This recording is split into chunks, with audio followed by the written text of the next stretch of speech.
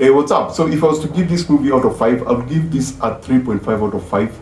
Had a great time with the movie. I think it's one of those unique movies that remind you of the good old days when a movie was, first of all, 1.5 hours. Second thing, they were able to keep you engaged throughout the movie, and they were able to just deliver the suspense, the thrills, and just make you smile every once in a while, because the movie is supposed to be a comedy. The movie is called Trouble. It's new on Netflix. It's a Swedish movie. Is it Swedish? Yeah, it's Swedish. It's not French, it's Swedish. Yes, and it goes back to the 90s thrillers, whereby you have someone who has been wrongly convicted, and then they go to prison, and then they try to prove their innocence. So they kind of escape, and then they kind of go on this journey where they have to find this one MacGuffin so that they can actually prove that they are innocent. So this follows the same formula, but it's far more entertaining because they had a bit of comedic touch to the story.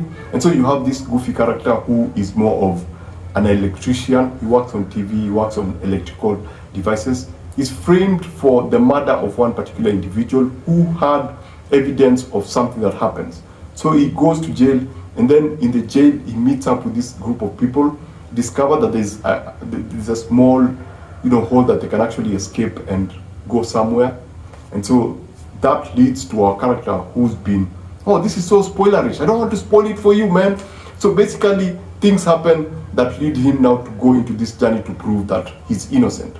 And so the most interesting thing, and the reason why I appreciated this movie so much, it's because it's one of those, it reminds me of The Fugitive from Harrison Ford. The tension, if you remember that movie, the tension, the pacing, the suspense, the thrills are there in this movie. You have these corrupt cops who, they do a good job of establishing him early on.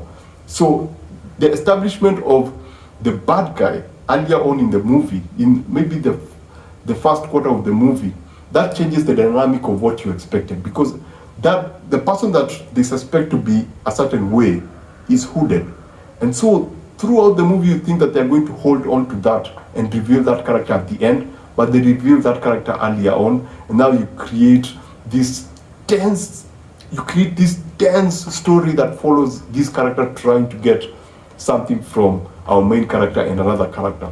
So I thought this movie was pretty fun. I thought it kept me engaged throughout that time. It kept me entertained in that I was not even able to look at all the other things that were happening, like the cinematography, the music, performances. I didn't care about that. All I cared about was just, will our character make it? Where is this story going to take him? Because it's also very, very unpredictable. You don't know where the story is going to go. It goes everywhere. And I loved it for that, because I actually felt like for a very long time, that 130-minute experience felt like the good old days when you just watch a movie for the sake of watching a movie. When you just watch a movie to just have fun. When you just watch a movie to actually just feel something at the end of it. Not necessarily feel anything or get attached to anything. Feel like, wow, that was really entertaining. I think the key word here is entertaining. I had a great time with this movie. And so I would highly recommend it for you. Now, does it have any issues? Of course, it's on Netflix. So DEI, all the main characters in this movie are dumb. They're either goofy, they either make some ridiculous mistakes, they either put in a position whereby they're powerful, but they're not able to read between the lines and actually come up with the right decision. They're not able to have something more to them that makes the characters interesting. I think the one that really pissed me off was the head of the police station. He's supposed to be this general, he's supposed to be this captain, and so things are happening. We don't see a lot from him. So things are happening, a lot of things are happening. You have someone telling them that this person is this person. You have this person telling them that this person is this person. And I'm looking at that and I saw an opportunity in the script whereby the writers would have gone like, let this and this happen, and then when this person gets arrested, let the captain go like, yeah, I knew all along that you were that person. I knew all along that you were that. And what I did is that I let you do whatever you're doing because I wanted more of the people that you were working with. There was an opportunity for that. But I don't know why. At the end, it's just another, it's the same cliche whereby the captain does not know what actually was happening. They did not know this person was like this. And so that was kind of disappointing. As I was saying, there are some stupid mistakes that are made by the cop in a hospital, whereby you walk into a room and someone has 2 guns. What do you do? What's the first thing that you tell the person to do?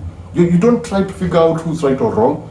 There's a person who has 2 guns. There's a person who doesn't have a gun. What do you do?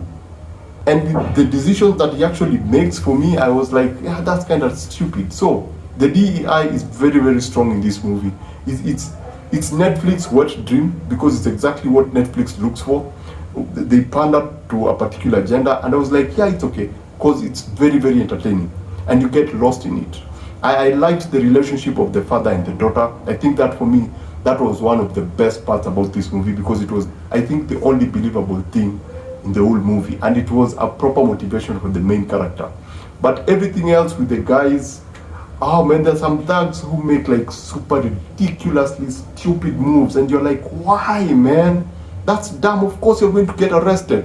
You know, there are moments like that, and you think, who wrote this character? I mean, that's kind of dumb. That's a dumb thing to do, especially on an airport. Really, you don't expect to be arrested? Come on. So yeah, I would highly recommend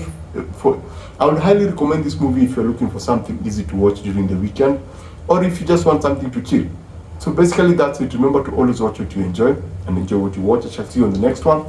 Adios.